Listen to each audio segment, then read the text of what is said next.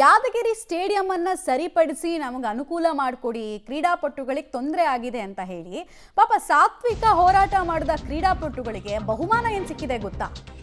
ಕೇಸ್ನ ಬಹುಮಾನ. ಸ್ಟೇಡಿಯಂ ಅಭಿವೃದ್ಧಿಗೆ ಹೋರಾಟ ಮಾಡಿದ್ದೇ ತಪ್ಪ. ಸ್ಟೇಡಿಯಂಗಾಗಿ ಧ್ವನಿ ಎತ್ತಿದ ಅಂತಾರಾಷ್ಟ್ರೀಯ ಕ್ರೀಡಾಪಟು ಮೇಲೆ ಎಫ್ಐಆರ್ ಆಗಿದೆ. ಯಾದಗಿರಿ ಜಿಲ್ಲಾ ಕ್ರೀಡಾಂಗಣದಲ್ಲಿ ಅಧ್ವಾನಗಳ ಬಗ್ಗೆ ಅವರು ಬೆಳಕು ಚೆಲ್ಲಿದ್ರು. ಸೌಲಭ್ಯವನ್ನು ಕಲ್ಪಿಸ್ಕೊಡಿ, ಇಲ್ಲಿಂದ ಹುಡುಗರು ಅಂತಾರಾಷ್ಟ್ರೀಯ ಮಟ್ಟದಲ್ಲಿ ಹೆಸರು ತಂದು ಕೊಡ್ತಾರೆ, ಕೀರ್ತಿ ತಂದು ಕೊಡ್ತಾರೆ ಅಂತ ಕೇಳಿದ್ರು. ಜನವರಿ 5ನೇ ತಾರೀಕು ಸ್ಟೇಡಿಯಂ ಮುಂಭಾಗ ಲೋಕೇಶನ್ ಅವರು ಹೋರಾಟ ಮಾಡಿರ್ತಾರೆ. ಜಿಲ್ಲಾ ಕ್ರೀಡಾ ಇಲಾಖೆ ದೂರಿನ ಅಡಿಯಲ್ಲಿ ಈಗ ಎಫ್ಐಆರ್ ಆಗಿದೆ. ಅಂದ್ರೆ ಲೋಪದೋಷಗಳ ಬಗ್ಗೆ ಯಾರು ಮಾತಾಡಬೇಡಿ, ನೀವು ಲೋಪದೋಷದ ಬಗ್ಗೆ ಮಾತಾಡಿದ್ರೆ ನಿಮ್ಮ ಮೇಲೆ ಕೇಸ್ ಹಾಕ್ಬಿಟ್ಟು ಒಳಗೆ ಹಾಕಿ ನಿಮ್ಮ ದನಿಯನ್ನ ಹತ್ತಿಕ್ತೀವಿ ಅಂತ ಧೋರಣೆಯನ್ನ ಜಿಲ್ಲಾಡಳಿತ ಮತ್ತು ಕ್ರೀಡಾ ಇಲಾಖೆ ಮಾಡ್ತಾ ಇದೆ. ಇದು ಯಾವ ನ್ಯಾಯ? ಗುಬ್ಬಿ ಮೇಲೆ ಬ್ರಹ್ಮಾಸ್ತ್ರ ಹೂಡೋ ಪ್ರಕರಣನ ಇದು? ನೋಡಿ ಪಾಪ ಎಫ್ಐಆರ್ ಆಗಿದೆ. ಯಾವ ತಪ್ಪಿಗೆ? ತನ್ನ ಪಾಡಿಗೆ ತಾನು ದೇಶದ್ರೋಹದ ಕೆಲಸ ಮಾಡಲಿಲ್ಲ, ದೇಶದ ಹೆಸರನ್ನ ಕೀರ್ತಿ ಪತಾಕೆಯನ್ನು ಹಾರಿಸಿದಂತಹ ವ್ಯಕ್ತಿಗೆ ಕೇಸ್ನ ಉಡುಗೊರೆನ ಮಾತಾಡಲೇಬಾರ್ದಾಗಿತ್ತು. ವ್ಯವಸ್ಥೆ ಲೋಪದೋಷ ಇದ್ದಿದ್ರೆ ಅದು ಬಾಯಿ ಮುಚ್ಕೊಂಡು ಅವ್ರ ಪಾಡಿಗೆ ಅವರು ತಂದಾಯಿತು, ತಾನು ಹೇಗಿದ್ರು ಇಂಟರ್ನ್ಯಾಷನಲ್ ಲೆವೆಲಲ್ಲಿ ರೆಪ್ರೆಸೆಂಟ್ ಮಾಡಿದ್ದೀನಿ, ಇನ್ನೇನು ನನಗೇನಾಗಬೇಕು ಅಂತ ಸುಮ್ಮನೆ ಕೂತಿದ್ದಿದ್ರೆ ಇವತ್ತು ಕೇಸ್ ಆಗ್ತಿರ್ಲಿಲ್ಲ ಅವ್ರ ಮೇಲೆ.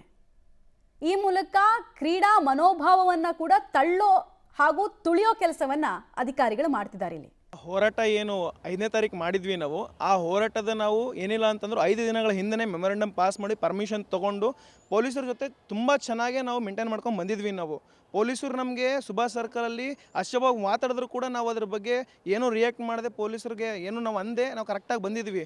ನಾವು ಬಳಸಿರೋದು ಇಷ್ಟೇ, ಏನು ಕಾನೂನಂತೆ ಕಾನೂನು, ಅವ್ರ ಅಪ್ಪನಂತೆ ಕಾನೂನು ಅಂತ ನಾವೆಲ್ಲ ಯಾವುದೇ ಕೂಡ ಇವ್ರ ಕಾನೂನು ಅವ್ರ ಕಾನೂನು ಅಂತ ಬಳಸೋಕೆ ಹೋಗಿಲ್ಲ. ಮತ್ತು ಅದು ಬಿಟ್ಟರೆ ನಾವು ಏನು ನಾಲಾಯಕ್ತನ ಮಾಡಿದರೆ ಅದ್ರ ಬಗ್ಗೆ ಹೇಳಿದೀವಿ ಹೊರತು ಯಾರಿಗೂ ಕೂಡ ನಾವು ಟಾರ್ಗೆಟ್ ಮಾಡೋಕ್ಕೆ ಹೋಗಿಲ್ಲ.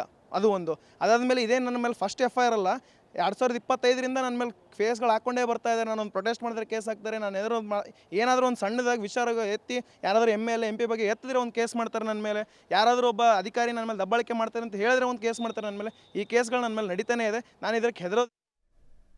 ಡೀಟೇಲ್ಸ್ ಕೊಡ್ತಾರೆ ಪ್ರವೀಣ್. ಶಾಂತಿ ಭಂಗದ ಸೆಕ್ಷನ್ಗಳನ್ನು ಯಾವಾಗ ಹಾಕ್ತಾರೆ? ಕೈಯಲ್ಲಿ ಕಲ್ಲಿದ್ದು ಎಸ್ದು ಯಾರ ಮೇಲಾದರೂ ಹಲ್ಲೆ ಆಗಿ ಸಾರ್ವಜನಿಕ ಪ್ರಾಪರ್ಟಿ ನಷ್ಟ ಆದರೆ ಶಾಂತಿ ಭಂಗ ಅಂತ ಸೆಕ್ಷನ್ ಹಾಕೋದು ಓಕೆ.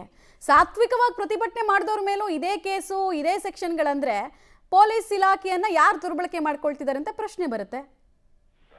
ಹೌದು ಮಮತಾ, ಈ ಒಂದು ಯಾದಗಿರಿಯಲ್ಲಿ ಆದಂತಹ ಒಂದು ಪ್ರಕರಣ ನೋಡಿದ್ರೆ ಯಾವ ರೀತಿಯಾಗಿ ಈ ಒಂದು ಕಾನೂನು ಮಿಸ್ಯೂಸ್ ಆಗ್ತಾ ಇದೆ ಅನ್ನೋದು ಸ್ಪಷ್ಟವಾಗಿ ಗೊತ್ತಾಗುತ್ತೆ. ಏನಂದ್ರೆ ಲೋಕೇಶ್ ರಾಠೋಡ್ ಎಂಬಂತ ಅಥ್ಲೆಟಿಕ್ ಪಟು ಏನಿರ್ತಾರೆ, ಆತ ಏನಂದ್ರೆ ನಮ್ಮ ರಾಜ್ಯದ ಒಂದು ಕೀರ್ತಿ ಪಟಾಕೆಯನ್ನು ರಾಷ್ಟ್ರ ಮಟ್ಟದಲ್ಲೂ ಕೂಡ ಒಂದು ಕೀರ್ತಿಯನ್ನು ಎತ್ತಿ ಹಿಡಿದಿದ್ದ ಅಂತಹ ಒಂದು ಅಥ್ಲೆಟಿಕ್ ಪಟು ಏನಂದ್ರೆ ಯಾದಗಿರಿ ಅತ್ಯಂತ ಹಿಂದುಳಿದಂತಹ ಪ್ರದೇಶ, ಅಲ್ಲೂ ಕೂಡ ಕ್ರೀಡಾಪಟುಗಳಿಗೆ ಮೂಲಭೂತ ಸೌಕರ್ಯಗಳು ಸಿಗಬೇಕು ಮತ್ತು ಆ ಒಂದು ಯಾದಗಿರಿ ಸ್ಟೇಡಿಯಂನಲ್ಲಿ ಆದಂತಹ ಅಕ್ರಮಗಳ ಒಂದು ತನಿಖೆ ಆಗ್ಬೇಕು ಅಂತ ಕಳೆದ ಕೆಲ ದಿನಗಳ ಹಿಂದೆ ಒಂದು ಪ್ರತಿಭಟನೆಯನ್ನು ಮಾಡಿದ್ದ, ಹೋರಾಟವನ್ನು ಮಾಡಿದ್ದ. ಅದಾದ ಬಳಿಕ ಏನಂದ್ರೆ ಇಲ್ಲಿ ಈತ ಏನಂದ್ರೆ ನ್ಯೂಸೆನ್ಸ್ ಅನ್ನ ಕ್ರಿಯೇಟ್ ಮಾಡ್ತಾ ಇದ್ದಾನೆ ಎಂಬ ಒಂದು ಆರೋಪದ ಮೇಲೆ ಏನಂದ್ರೆ ಯಾದಗಿರಿಯ ಟೌನ್ ಪೊಲೀಸ್ ಠಾಣೆಯಲ್ಲಿ ಆತನ ವಿರುದ್ಧ ಅಧಿಕಾರಿಗಳು ಪ್ರಕರಣ ದಾಖಲಿಸಿದ್ದಾರೆ.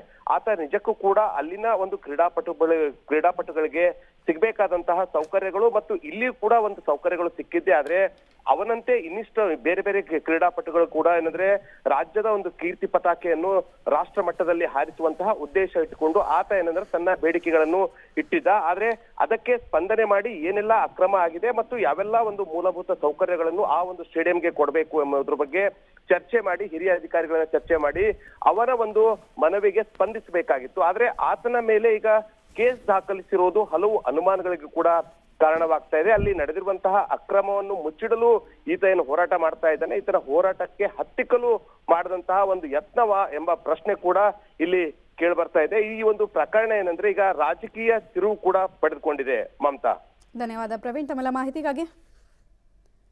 ವ್ಯವಸ್ಥೆಯ ಲೋಪದೋಷ ಎತ್ತಿ ಹಿಡಿದ್ರೆ ಬಹುಮಾನ ಇದೆ, ಕೇಸ್ಗಳ ಶಿಕ್ಷೆ, ಮಾನಸಿಕ ಕಿರುಕುಳ, ಹಿಂಸೆ ಇಷ್ಟೇ.